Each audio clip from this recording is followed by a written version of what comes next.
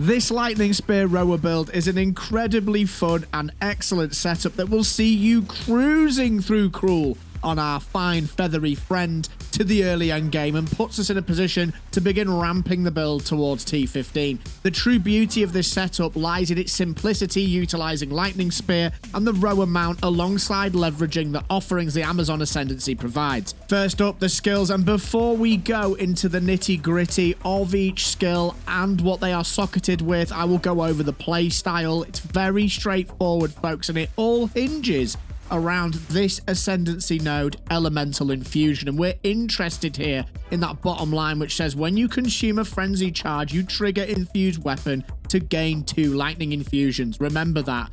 Our focus here is to get Combat Frenzy, our buff down here, to proc as many Frenzy Charges as possible for us. So we gain a Frenzy Charge when we freeze, electrocute, or pin an enemy no more than once every 4.8 seconds. And the way we do this is by utilizing Lightning Spear, Herald of Thunder, and Infused Weapon once that gets rolling, and I'll explain how this works.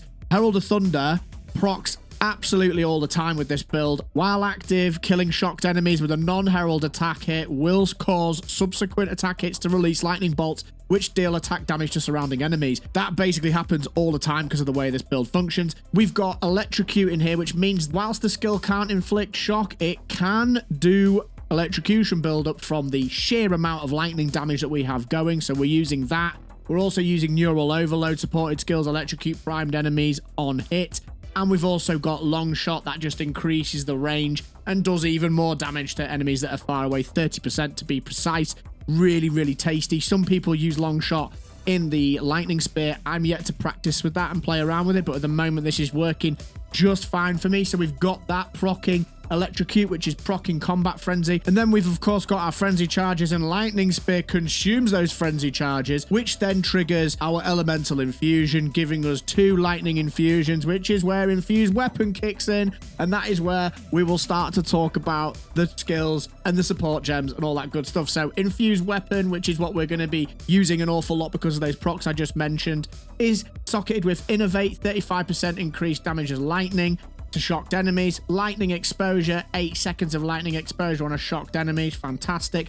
Bullseye for 50% more accuracy rating. I will explain why that is relevant later in the video. Very important. It links to our other Ascendancy choices. And Embitter. This just gives us a bit of cold damage. And if you remember, Combat Frenzy does allow us to freeze and gain charges. And we're going to be looking later on at getting something like Essence of the Mountain to ramp that cold damage up as well, potentially. I'll talk about that later in the video as well. And essentially, folks, these 4 skills just synergize with one another and do some absolutely awesome work. The Lightning Spear is socketed with Martial Tempo for 20% more attack speed, and that's our primary attack.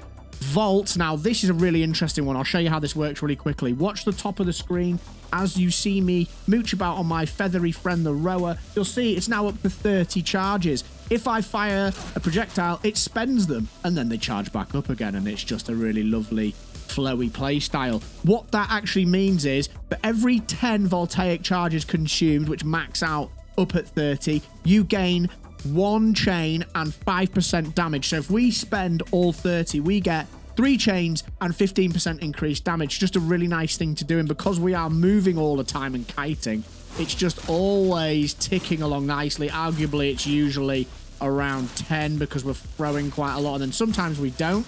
It's just something to be mindful of.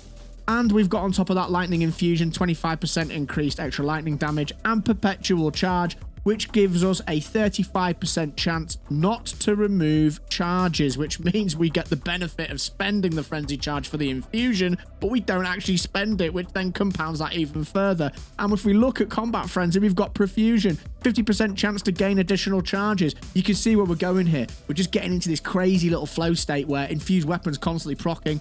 We're getting so much more damage and throughput via this technique. It's absolutely awesome. And then we've also got Precision for 30% increased accuracy rating while the supported skill is active. Again, I will talk about accuracy rating later in the video. We're coming up to it.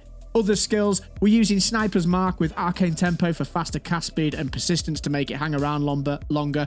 That is just because when we're in a boss fight, we don't get the bang for our buck and mileage out of Herald of Thunder. so we're struggling to get combat frenzy off. Sniper's Mark gives you a frenzy charge when you land a crit, which is a lot because this is a crit build, and I'll go over that in a moment.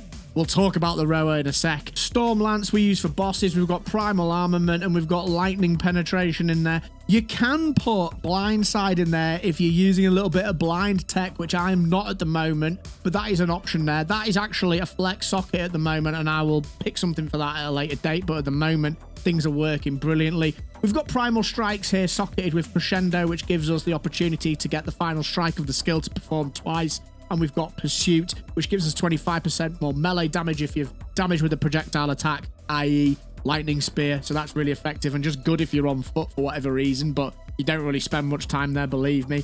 And of course, we've got Wind Dancer for our defenses. Mine's not up at the moment because I don't have enough spirit, but great for more evasion. And we've got Wind Wave on there, which triggers and stuns enemies. But here, folks, is the creme de la creme, the Rhoa mount. This thing is absolutely cracked. Do not get it mistaken. I will put some footage over this whilst I talk about how good it is so you can see it in action. But essentially, it gives us such good maneuverability, kiteability. It just makes it so strong to run around the battlefield lobbing spears, and it's incredibly satisfying. And I will also show you something which absolutely will blow your mind and probably make you think, hey, I want to use this.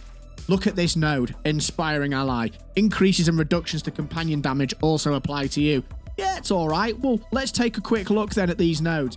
Companions deal 12% increased damage. Companions deal 12% increased damage. Companions deal 12% increased damage. Companions deal 12% increased damage. That is then lumped into this 8% across the bottom of each node as well. That's 20, 40, 60, 80%. Now, someone can correct me if I'm wrong here, but that is a juicy damage increase, okay? Really, really nice. And this bottom bit does have some defenses, which we will look at a later date, but at the moment, this is just working super nicely. And just to round off, let's take a look. We're using Clarity for that mana regen. This is a very mana hungry build. You do need that. We've got Meat Shield.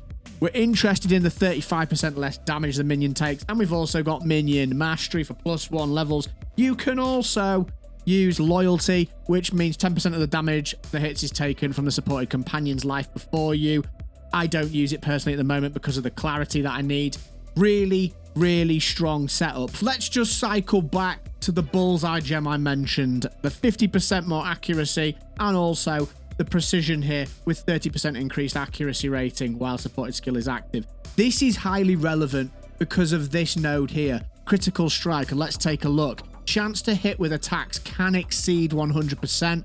Gain an additional critical hit chance equal to 25% of the excess chance to hit with attacks. So let's just take a look at what this means. Infused Weapon. This has got a 140% chance to hit at 2 meters, 138, 131. That excess there, so that 40%, 38%, 31%, has that 25% equation factored in and puts it in here onto our critical hit chance from attacks. So the more you stack accuracy rating with this node, the better your crit hit chance gets. You can probably see where I'm going here. With that in mind, let's take a look at the Ascendancy tree first. We've gone for Elemental Infusion, as you already know, and Critical Strike. And then let's take a look at the tree really quickly. This will all be available via the Mobalytics link in the description and the pinned comment below, folks, to keep up to date. So feel free to click on that and have a look. I've explained it all in a write-up there as well. We've gone across here for attack damage, then dropped down there for accuracy rating because that's what we're stacking. We're going along here. We picked up these accuracy nodes here. These are really strong. Attack speed, 12% accuracy, etc., etc. Lovely. And we've also picked up accuracy rating from down here. Falcon Dive is so strong. 1% attack speed per 250 accuracy rating. Stack it, stack it, stack it. It's absolutely fantastic. The Spear tree I've maxed apart from one bit there.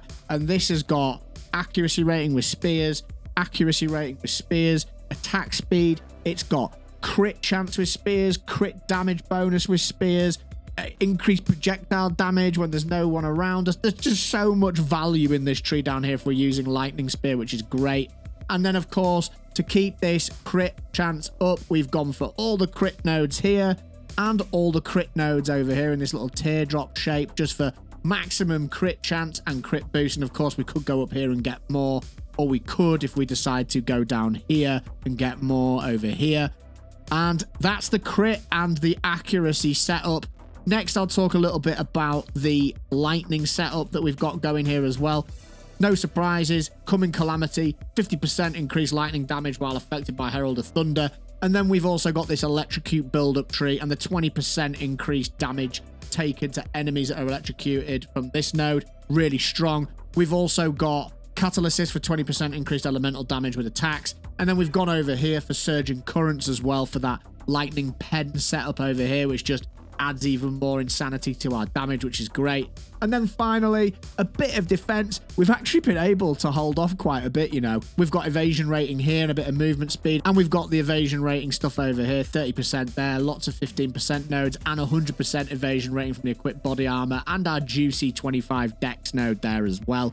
And as I've already explained, we've got this excellent Rhoa tree here that gives us that increased damage, and we've also picked up Maiming Strike for 25% attack damage, movement and attack damage, and a bit more attack damage there. It's a really well-contained setup, and I would regard this at level 72 as kind of being your entry into the end game. It's a nice backbone. The spear is so important, and I will say this is a subpar choice. I have decked it out with physical damage, which is okay, but you'll notice it has got a low accuracy rating. The reason why that is important, folks, is because if you look at this next node, which I'm aiming for, Penetrate, attacks using your weapons have added physical damage equal to 25% of the accuracy rating on the weapon. For argument's sake, let's say that the accuracy rating was 200. That's 50 physical damage. 50! So if you get a weapon that's got a lot of fizz on it already, and then 200 accuracy rating in that node, that's another 50. Absolutely cracked. Proj is really good. Attack speed's really good. Any elements on top of it also good, especially lightning, obviously. Maybe cold if we're going to do some weird stuff with Embitter and things like that, but you catch my drift. Moving on to the rings. The rings are really important. I've got this juicy 19% all res, 429 accuracy rating ring, which is seeing me right with a bit of mana regen there. We've got the emerald ring over here with 124 accuracy rating. Emerald rings are goated because they come with accuracy rating. Obviously, that's what you want to be aiming for. It just so happens that this has 429 on it already as well. Really, really nice. So your usual stuff there, life, resistances, flat damage, whatever else you can get on top of it. But the accuracy rating is really important. We've also got our mask here with triple res and life and a bit of ES and evasion rating and mana. Again, you can get accuracy on your helm if you're lucky. I'm not sure if it would be this. I haven't really looked into that, but it's a possibility there when you're building this.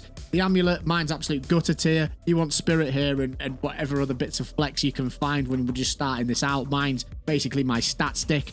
And speaking of stat sticks, this shield is really important to me because it gives me so much resistance and some nice life boost. There is a shield, I forget its name, Lycosia, I think it's called, or something like that. Doubles your accuracy. Absolutely cracked. Really need to get my hands on that. That would be your best in-slot choice. In terms of the belt, nothing crazy. Life, mana, resistances, strength. Get as much on there as you can. Chaos is obviously very expensive to get on here, but also very favorable. The gloves, we've got some flat damage and we've got some resistances and some mana leech. Not great if I'm honest, but there's 410 accuracy rating on there, which is why I've picked them. So really nice. And finally, Wake of Destruction. These are not mandatory at all. They are only 10% move speed. They give a lovely flat lightning damage, and they also drop Shocked Ground, which lasts 8 seconds, which obviously is very, very good for a lightning build. It's seeing me right. The only thing I would complain about is the fact that there's no res on them apart from the rune, and also the movement speed sucks. But it is what it is. This still works really effectively. Kitoko's Current. If you're struggling to get electrocutes off, these gloves are absolutely amazing.